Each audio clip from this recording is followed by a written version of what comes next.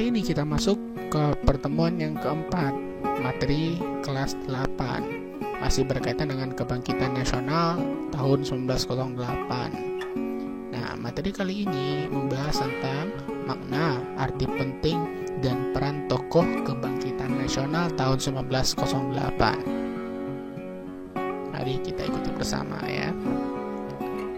Pada pembahasan pertama itu membahas tentang makna kebangkitan nasional tahun 1908, yang mana secara umum kebangkitan nasional tahun 1908 ini mempunyai makna bahwa merupakan suatu tahap yang paling menentukan dalam pembentukan negara bangsa Indonesia, dan juga momentum perubahan dari perjuangan yang tidak terorganisir menjadi terorganisir, dari perjuangan yang bersifat kedaerahan menjadi perjuangan bersifat nasional. Secara umum itu maknanya. Nah, yang kedua berkaitan dengan arti penting kebangkitan nasional ini sendiri.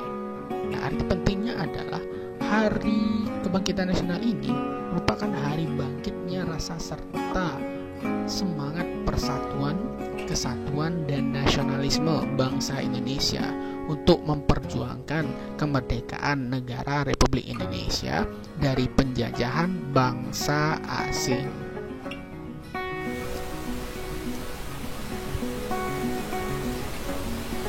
Kali ini kita bahas tentang peran tokoh kebangkitan nasional. Tokoh pertama yang akan kita bahas adalah Dr. Wahidin Sudirohusodo. Dr. Wahidin Sudirohusodo yaitu dokter pribumi ya, yang juga merupakan tokoh pergerakan nasional, memiliki cita-cita untuk meningkatkan taraf kehidupan masyarakat Jawa dengan cara memperluas pengetahuan mereka, baik pengetahuan barat maupun pengetahuan kebudayaan Jawa itu sendiri. Gagasan penting Wahidin dalam perjuangan pergerakan nasional adalah organisasinya memiliki tujuan memajukan pendidikan dan meningkatkan martabat bangsa. Kita lanjut ke tokoh yang kedua, yaitu Dr. Sutomo. Dr. Sutomo merupakan tokoh pergerakan nasional yang pernah menjadi dokter pemerintah di berbagai daerah di Jawa dan Sumatera. Nah, Dr. Sutomo ini bersama pelajar Stovia lainnya mendirikan Budi Utomo. Budi Utomo sendiri adalah organisasi modern pertama di Indonesia. Nah, Sutomo diangkat menjadi ketuanya. Nah, organisasi Budi Utomo ini ya bertujuan adalah memajukan pengajaran dan kebudayaan. Nah, Sutomo ini ingat tadi organisasi pertama di Indonesia ya, yang menjadi organisasi modern pertama ya, seperti yang telah dijelaskan tadi.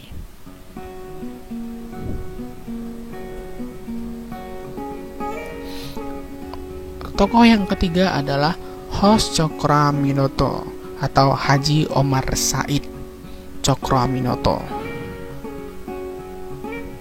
Nah, Hos Cokroaminoto merupakan salah satu tokoh nasional yang lulus dari Stovia juga, yang pernah menjadi bersekolah bagi calon pemerintah, bertemu dengan Samanhudi di Surabaya, dan bergabung dengan Sarekat Dagang Islam. Atas sarannya, kata dagang dihilangkan hingga berubah menjadi Sarekat Islam. Hos Cokroaminoto kemudian ditunjuk sebagai ketua Sarekat Islam. Di masa beliau, perkembangan Sarekat Islam sangat pesat. Yang keempat adalah Dowes Dekker atau dengan nama lain Danu Dirja Setiabudi. Dowes Dekker itu merupakan tokoh pergerakan nasional yang berdarah campuran, yang menentang penjajahan Belanda, mendukung perjuangan rakyat Indonesia. Nah, bersama Cipto Mangunkusumo dan Suwardi Suryaningrat, mereka dikenal sebagai tiga serangkai yang telah mendirikan Indische Partij secara bersama. Dowes Dekker adalah penggagas nama Nusantara sebagai nama untuk Hindia Belanda yang merdeka.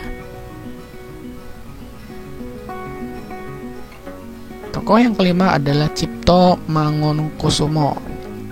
Cipto Mangunkusumo adalah salah seorang tokoh nasional yang juga menempuh pendidikan di Stovia. Nah, beliau pribadinya jujur, berpikiran tajam dan rajin. Para guru menjuluki Cipto sebagai en bakal learning, yaitu murid yang berbakat. Cipto Mangunkusumo mengkritik pemerintahan Belanda. Ya.